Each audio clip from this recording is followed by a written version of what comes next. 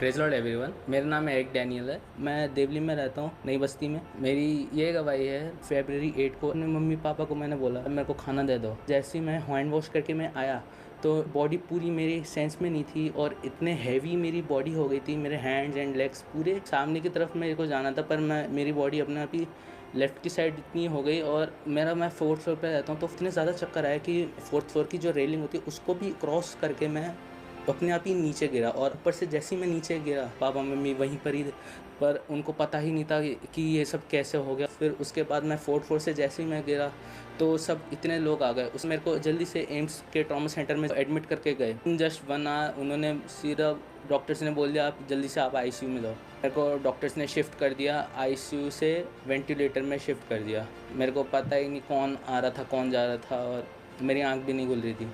Doctors ने मेरे को पहले ही बोल दिया कि आपको कुछ भी हो सकता है। और न्यूरो सर्जन से बात हुई पापा की, तो उन्होंने बोला कि अभी कुछ कह नहीं सकते हम, हमें 5-6 साल तक आपको ओवरलुक करना पड़ेगा। डॉक्टर्स ने मेरे को बोला था कि आप 5 to 6 ईयर्स आपको इसलिए लग सकते हैं क्योंकि आपकी सेंस में भी नहीं हो और आपकी आंख भी नहीं खुल रही है, ना आप बोल पा रहे हो, ना आप खा पी पा रहे हो और आपका मुंह एकदम फ्रीज हो चुका है। तो डॉक्टर्स ने बोला कि आप अगर 5 to 6 ईयर्स की अगर बात हो रही है तो आप कोमा में भी जा सकते हो। तो 21 दिन मैं इसके साथ ही रहा वहाँ पर हॉस्पिटल में पूरा।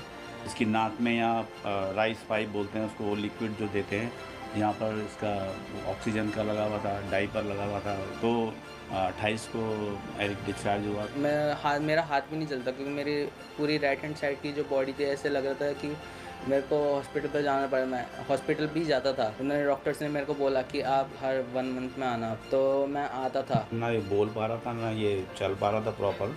और इसका राइट हैंड जो है था वो भी स्टिफ था पूरा, तो मूवमेंट नहीं थी। लेफ्ट में थी लेकिन राइट में पावर नहीं थी इसके। इवन ये अपना आप खाना भी नहीं खा पाता था, मैं इसको खाना खिलाता था स्पून से।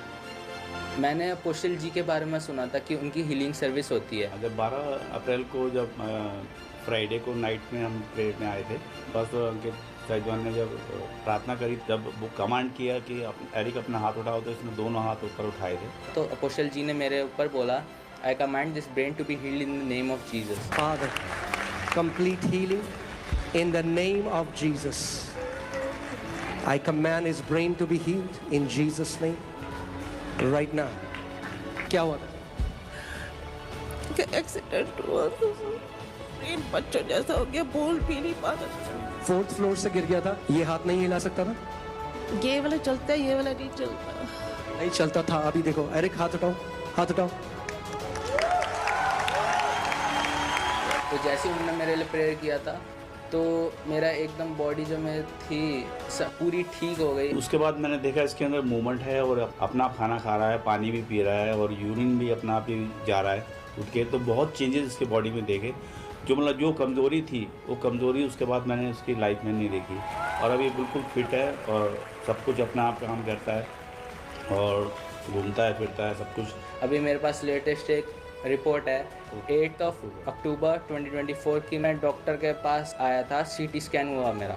तो जो डॉक्टर के पास जो रिपोर्ट आई थी उसमें सब कुछ नॉर्मल चीज़ हुई और पूरा जो हेड का स्कैन हुआ था तो कुछ भी नहीं हुआ, एकदम हेड का सब ठीक हो गया। कोई डैमेज नहीं है, कुछ नहीं है, सब कुछ टोटल रिपोर्ट इसकी नॉर्मल ही है। और परमेश्वर की दया से मेरा हाथ पैर और सब चीज़ चल रही है और मैं हाथ भी अपना उठा सकता हूँ। लेकिन परमेश्वर हमारे साथ हमेशा रहता है। परमेश्वर कहता है मैं तुम्हें न छोड़ूंगा न त्यागूंगा। परमेश्वर ने हमें नहीं छोड़ा और आपके सामने है। आप बिल्कुल ठीक है, नॉर्मल है।